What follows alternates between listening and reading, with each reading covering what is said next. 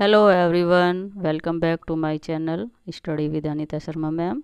तो बच्चों, आज हम 9th क्लास का सेकंड चैप्टर इंग्लिश में द साउंड ऑफ म्यूजिक, इसके एमसीक्यूज पढ़ेंगे, जिन्हें आप बड़े ध्यान से पढ़ेंगे, समझेंगे।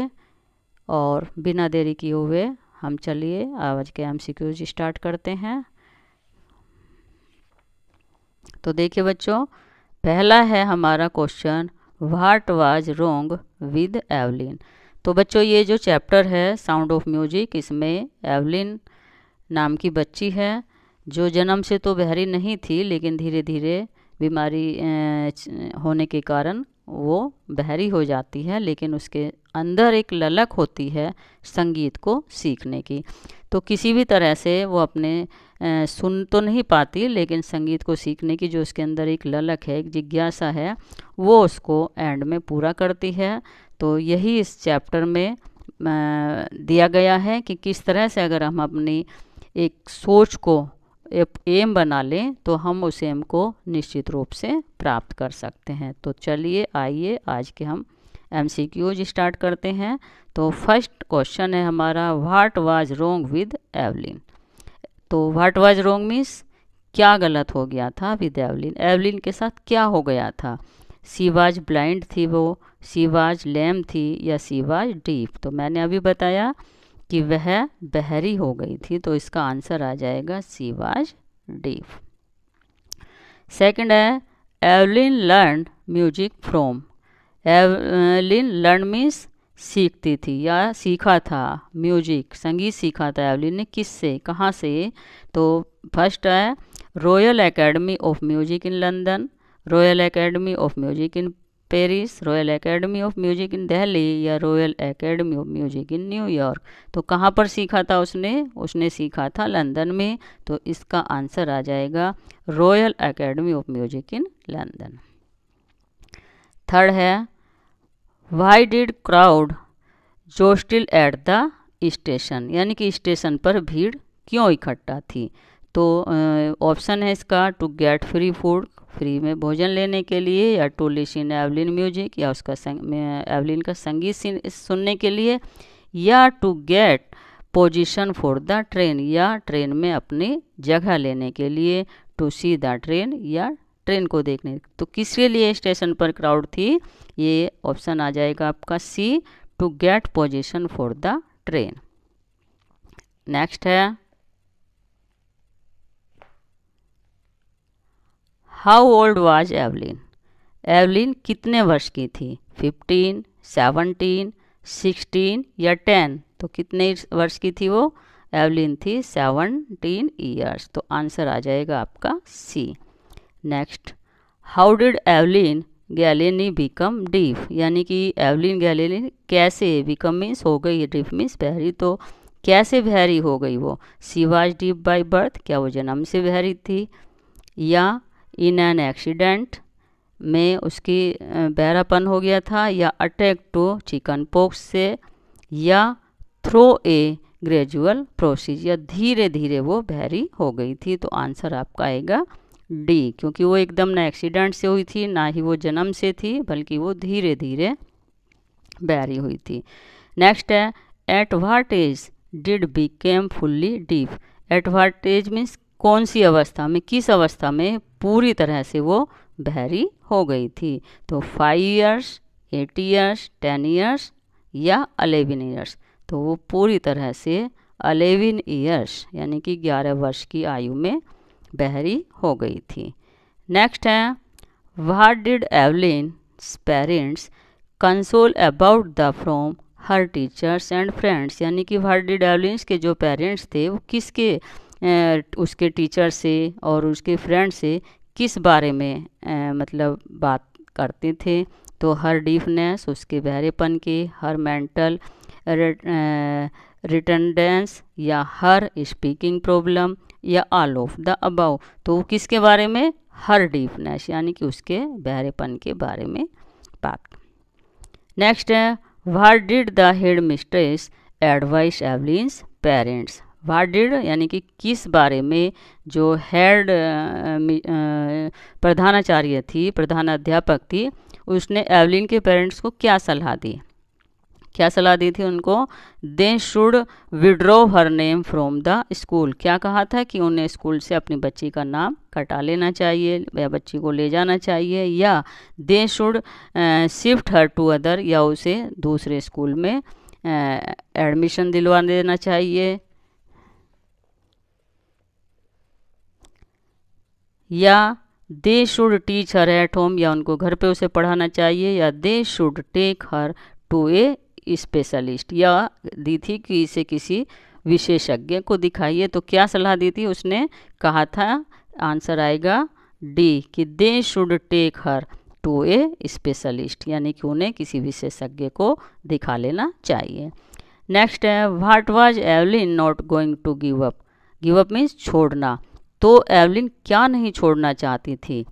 हर स्ट्रगल विद डीफनेस, यानी कि अपने बहरेपन से उस संघर्ष को नहीं छोड़ना चाहती थी, या her hope for becoming a great musician, या उसकी जो आशा थी एक महान संगीतज्ञ बनने को, उसको छोड़ना नहीं चाहती थी, हर एम्बिशन इन लाइफ, या उसके अपने जीवन की अभिलाषा को, या ऑल ऑफ द अबव, या ये सभी को। तो सभी को वो नहीं छोड़ना चाहती थी, तो इसका आंसर आएगा डी। नेक्स्ट है, what did she notice a girl playing one day. One day, एक दिन उसने एक लड़की को क्या करते हुए देखा? तो वायलिन बजाते हुए देखा, तबला, गिटार, या जाइलोफोन। तो उसने देखा था जाइलोफोन, तो आंसर आ जाएगा आपका डी। नेक्स्ट है, who was Ron Forbes. Ron Forbes कौन थे?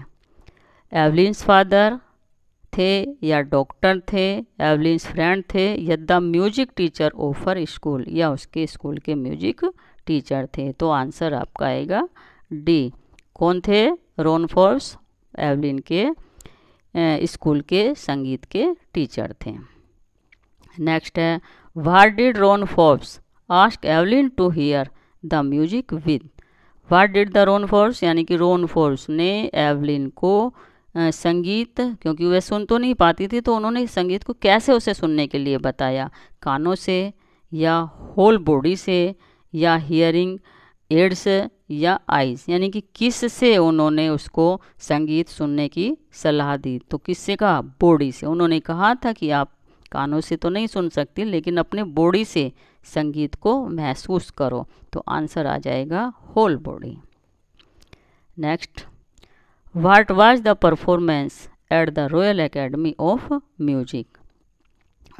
रॉयल एकेडमी की संगीत क्लास में या म्यूजिक में उसने क्या परफॉर्मेंस, उसका क्या परफॉर्मेंस था, क्या उसने वहाँ पर दिखाया? तो सी कुड नॉट क्वालिफाई, क्या वो क्वालिफाई नहीं कर पाई?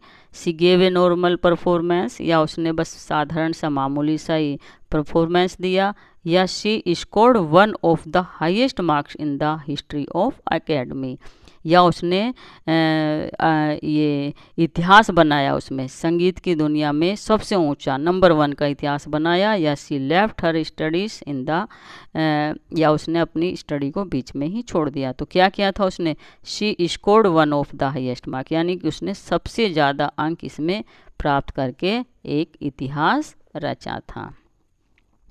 नेक्स्ट है, एवलिन वाज ए गर्ल। कैसे, कहाँ की लड़की थी? अमेरिकन थी, ब्रिटिश थी, रशियन थी, या स्कॉटिश? तो आंसर आएगा आपका ए।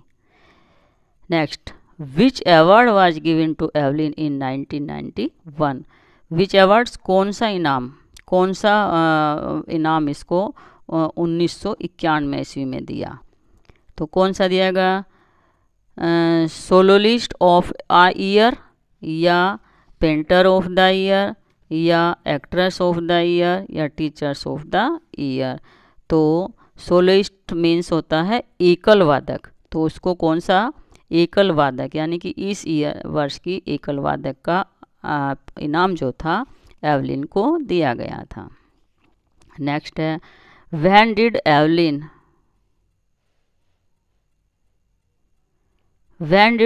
Gate the Royal Philharmonic Society's prestigious soloist of the year award? तो व्हेन डिड एवलिन ने कब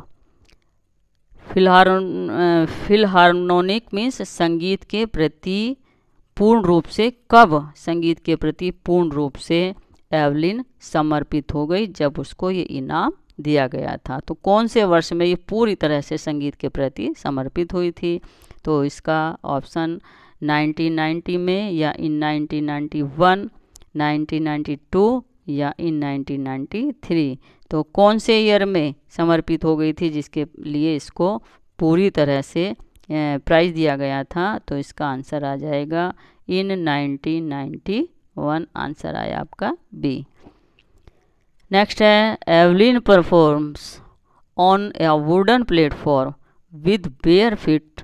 बेयर फीट मीन्स नंगे पैर। तो एवलिन ने लकड़ी के प्लेटफार्म पर, लकड़ी के तख्त पर नंगे पैरों से अपना परफॉर्मेंस दिया। सो दैट मीन्स जिससे कि, ताकि द वाइब्रेशन में pass through her feet and up her legs. तो इसलिए उसने किया था कि उसके जो पैरों को पूरी तरह से वाइब्रेशन यानी कि कंपन मिल सके और पैरों को वो ऊपर नीचे उठा सके, या सी में फील इजी, या इसीलिए कि जिससे कि वो हल्का आसान महसूस करे, या सी में तो इसका आंसर आ जाएगा आपका ए, यानी कि वो पूरी तरह से उसको फील करके अपने पैरों को चला सकती थी। इसीलिए उसने लकड़ी के तख्त पर, लकड़ी के बोर्ड पर अपना परफॉर्मेंस दिया। तो बच्चों इस तरह से हमने ये ऑप्शंस अच्छी तरह से समझ लिए हैं, एंड आई होप आप सबको भी बहुत अच्छे से ये समझ आया होगा।